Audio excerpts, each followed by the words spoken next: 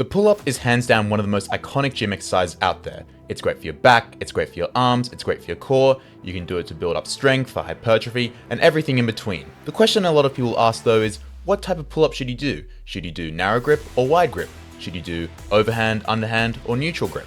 Well, that's what we're going to cover in this video. G'day everyone, and welcome back to Power Aesthetics Fitness, helping you build your body to both look and perform at its best. In today's video, we're going to be looking over all the different variations of the pull-ups, what each of them serve, and which one is best for your training goals. So let's jump right into it. The 5 variations we'll cover in this video are the narrow overhand grip, the narrow neutral grip, the wide overhand grip, the wide neutral grip, and the underhand grip. Starting off with a comparison between narrow grip and wide grip. The narrow grip is going to be best if you want to hit your lats and building up back width. However, wide grip pull-ups will put a higher emphasis on your teres major as well as your upper back and will be better for building up your back thickness. While both variations will hit your back in its entirety, if you want to prioritize width, do narrow grip, and if you want to prioritize thickness, do wide grip. Next up, we're going to look at whether you should do overhand, underhand, or neutral grip. Overhand and neutral grip will usually hit most of the main muscle groups and will emphasize more of the back and the brachialis, whereas the underhand grip will hit more of the biceps.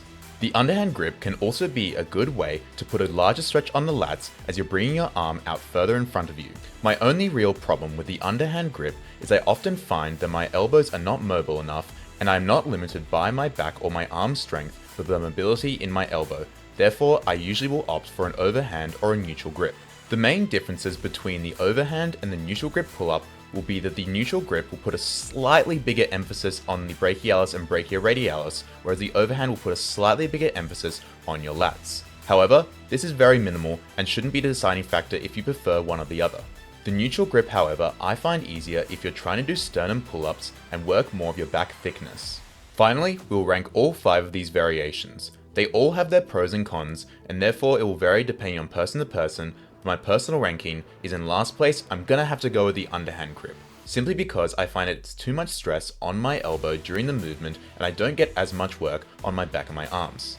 Coming in at 4th place, I'm gonna be doing the narrow grip, neutral grip pull-up, simply because I just find the overhand narrow grip a little bit better when it comes to hitting the lats.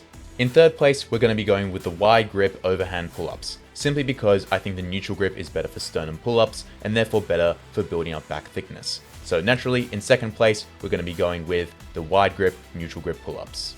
As said before, I just think that they're better for hitting the back thickness, and if you don't have access to barbells, then this is a great opportunity to build up the thickness in your back. Coming in at number 1 is going to be the narrow grip overhand pull-up. This has been one of my favorite exercises of all time. It's a great way to build up your lats, overall strength, and something that I just like to throw on a lot of weight and just go heavy with. That being said, all variations of these pull-ups are great and both serve different purposes depending on whatever your training goals are. And there we have it. If you found this video helpful, be sure to drop a like. If you've got any questions regarding anything you saw in this video, be sure to comment down below and I'll get back to you as soon as possible. If you want to see more content like this, be sure to hit the subscribe button. And if you want your own program where I break everything down for you, be sure to check them out in the website, link in the description down below.